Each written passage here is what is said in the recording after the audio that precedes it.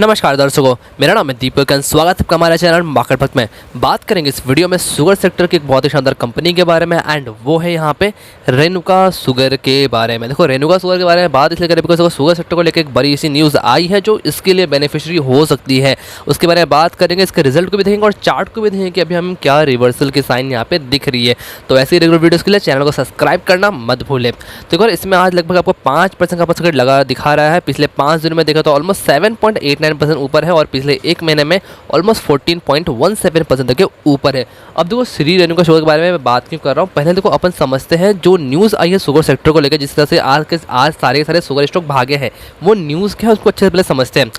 देखो, न्यूज़ ये है कि government announce incentive for the meals diversifying sugar for the ethanol. देखो, ये एथेनॉल का जो प्रोडक्शन है ना, जो आप पेट्रोल में इसको एथेनॉल की भाई यहाँ पे परसेंटेज जो है उसको बढ़ा सकते हैं, उसको एज अ फ्यूल यूज़ कर सकते हैं। तो अभी का पूरा का पूरा जो शुगर सेक्टर है ना, वो इसी तरह से बदल रहा है। ये एथेनॉल का भी बहुत ही अलग ही लेवल पे क्रेज़ आ चुका है to get the extra quota for the sale in the open market. मतलब गवर्नमेंट यहाँ पे एथेनॉल का जो प्रोडक्शन है वो बढ़ाने की सोच रही है और गवर्नमेंट यहाँ पे इंसेंटिव भी देने की सोच रही है। और पहले भी इंसेंटिव मिला था बट अभी उसको बढ़ाने की सोच रही है यहाँ पे। और देखो लिखा क्या हुआ है यहाँ पे, the centre is taking several step for the diversification of the sugar to ethanol. जी हाँ, जो सेंट्रल गवर्नमेंट है वो बहुत सारे स्टेप्स ले रही है शुगर को एथेनॉल में बदलने के लिए, मतलब एथेनॉल का प्रोडक्शन बढ़ाने के लिए।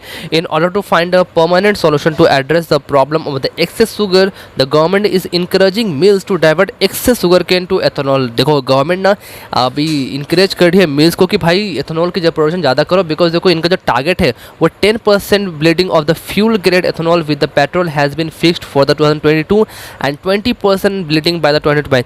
गवर्नमेंट का बोलना है कि जो पेट्रोल में जो एथेनॉल की प्रोडक्शन मात्रा है ना, जो एथेनॉल की जो परसेंटेज है वो अभी उनको 2022 तक 10% करना है। अभी भी आई थिंक 6-7% तक हो चुके हैं। आप जो पेट्रोल यूज़ करते हो उसमें अभी एथेनॉल भी मिला हुआ होता है, वो भी एक फ्यूल की तरह ही होता है।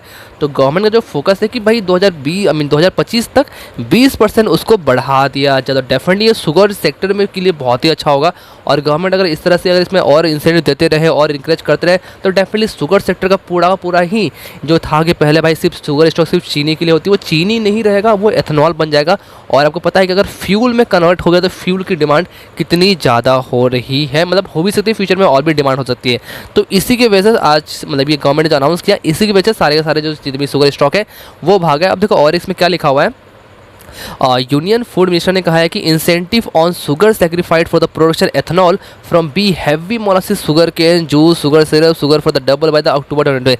ये देखो अभी माना जा रहा है कि देखो अक्टूबर, मुझे लगता है कि अभी अक्टूबर नवंबर दिसंबर ये 3 महीने हैं ना, यहाँ पे मुझे लगता है कि जो शुगर जितने भी शुगर स्टॉक्स है ना, ये आपको एक अच्छा परफॉर्म कर सकती है। बिकॉज हमें उनका चार्ट भी देख के ऐसा ही लग रहा है, बिकॉज चार्ट भी हमें कुछ ऐसा ही बता रहा है। तो बेसिकली वही बताया गया। और देखो यहाँ पे क्या बताया गया कि sugar price expect to touch and 37 rupees per kg post UP government hikes Renuka sugar, मतलब यहाँ पे दाम भी बढ़ रहा है। मतलब अगर देखा जाए तो ये ओवरऑल यहाँ पे पूरा का पूरा एक इंडस्ट्री ट्रांसफॉर्मेशन हो रहा है और ये एथेनॉल डेफिनेटली बहुत ही बेनिफिट करेगा। अब देखो मैं एथेनॉल को लेकर यहाँ पे रेनुका शुगर की बात क्यों कर रहा हूँ, अपन उस पर आते हैं। अब देखो यहाँ पे रेनुका शुगर के बारे में क्या लिखा हुआ है, देखो ये इंडियाज लार्जेस्ट शुगर रिफाइनर है एंड द एथेनॉल प्रोड्यूसर है बेस्ड ऑफ द मुंबई। देखो यहाँ पे जो लिखा हुआ है मैं उसी की वजह से बात कर रहा हूँ। यहाँ पे लार्जेस्ट लिखा हुआ है। अगर देखो किसी सेक्टर में अगर कोई भी है एथेनॉल की प्रोडक्शन है तो ज़्यादातर बेनिफिट किसको होगा, लार्जेस्ट वाले को होगा। और देखो यहाँ पे लिखा भी है कि 400 टन पर डे एंड। और देखो अभी यहाँ पे एक और न्यूज़ मैंने कुछ दिन पहले पढ़ा था कि ये लोग ना बहुत सारे अपने प्लांट्स की ना कैपेसिटी बढ़ा रहे हैं, जो कि डेफिनेटली एक अच्छी न्यूज़ है। यहाँ पे तो लिखा है कि accumulating of 20% of the India's international sugar contribution in 2029। मतलब इनका ना अच्छा खासा पुराना बिजनेस में प्लस ये अच्छा खासा कंट्रीब्यूशन यहाँ पे कर भी रही है। अब देखो इसका एक बार रिजल्ट देखते हैं फिर अपन चलेंगे इसका चार्ट पे। यहाँ पे मैंने इसका यहाँ पे ईयरली रिजल्ट आकर रखा हुआ है। देखो नेट सेल्स में 38% की गिरावट है, ऑपरेटिंग प्रॉफिट में भी लगभग 175% की गिरावट है। नेट प्रॉफिट देखो, नेट प्रॉफिट में यहाँ पे 588% की गिरावट है। यानी कि देखो कंपनी जहाँ पे जून 2020 में 34.90 करोड़ का जो लॉस में थी वो लॉस अभी बढ़कर 240 करोड़ का लॉस हो गया है। और ऑपरेटिंग प्रॉफिट मार्जिन भी यहाँ पे 19% से घटते हुए दिखाई दे रहे हैं। देखो रिजल्ट बताने का मेरा नजरिया इसलिए रहा कि देखो आपको रिजल्ट से आप एक सही डिसीजन ले सको। तो रिजल्ट यहाँ पे कुछ भी खास मुझे नहीं लग रहा, कंपनी लॉस में और भी लॉस में है और यहाँ पे सेल्स प्रॉफिट सब कुछ घटा है। और ये हमने प्रीवियस क्वार्टर में भी देखा था कि जितने भी शुगर स्टॉक्स है उनका जो रिजल्ट था वो कुछ अच्छा नहीं आया। बट ये रिजल्ट अभी स्टॉक भाग इसलिए रहे कि भाई साहब जो आने वाला क्वार्टर है उसमें ये उम्मीद की जा रही है कि उनका जो रिजल्ट होगा वो डेफिनेटली पास्ट क्वार्टर से अच्छे आ सकते हैं। अब चलेंगे इसका हम लोग इसका चार्ट पे। तो देखो मैंने इसका मंथली चार्ट लगा के रखा हुआ है। देखो स्टॉक की अगर पीछे से बात करें तो यहाँ मुझे 2005 से भाव दिखाता रहा, 15 रुपये का भाव का स्टॉक हाई बनाता है 2006 में 83 रुपीज़ का। उसके बाद स्टॉक ऑल टाइम हाई ये बनाता है लगभग 2010 में 123 रुपये 50 पैसे का। बट देखो उसके बाद से इसमें गिरावट आती है और देखो स्टॉक गिरते गिरते कई बहुत ही अच्छी तगड़ी तरह से गिरते गिरते ये मार्च 2020 में कोविड के टाइम पे 3 रुपये 25 पैसे का ये लो बनाया था। और वहाँ से अगर हम देखें एक बार तो उसके लिए चलते हैं अपना वीकली चार्ट पे।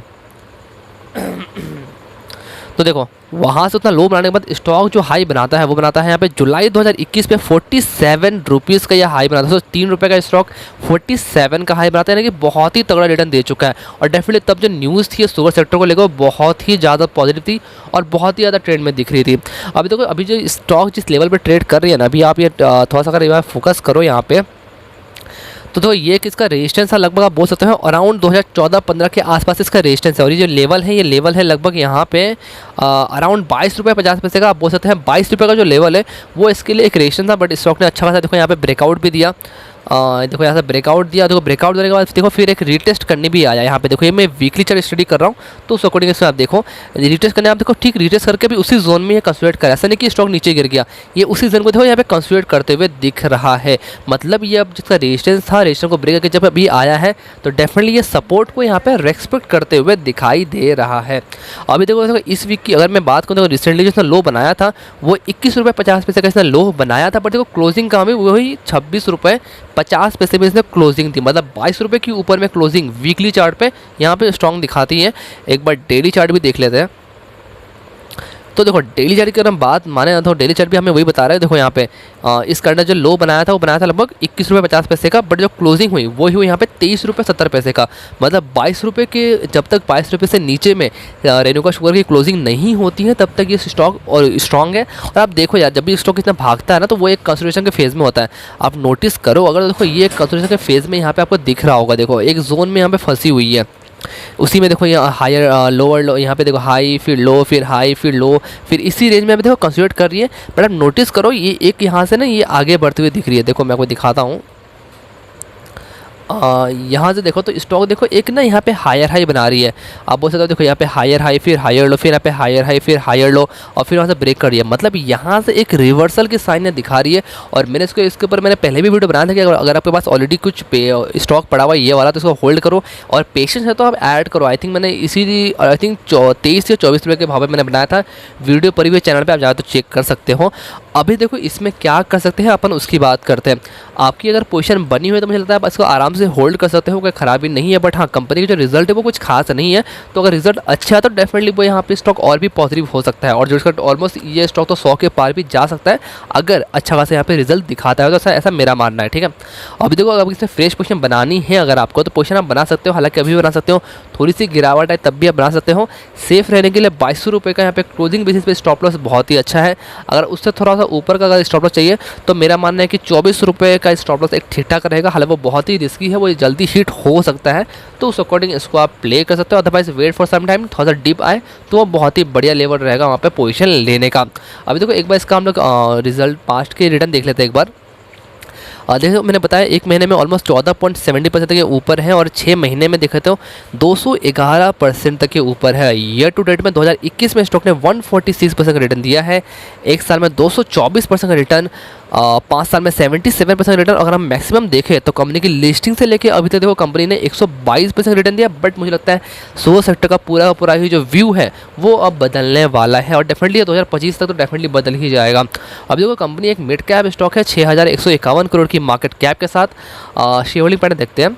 देखा है प्रमाण पास कोई भी होल्डिंग नहीं दिखाई दे रही है। एफआईएस के पास 0.46% की होल्डिंग है, म्यूचुअल फंड के पास 0.39% की होल्डिंग है, एनआई के पास 23.34% की होल्डिंग है और डीआईएस के पास 75.81% की होल्डिंग है।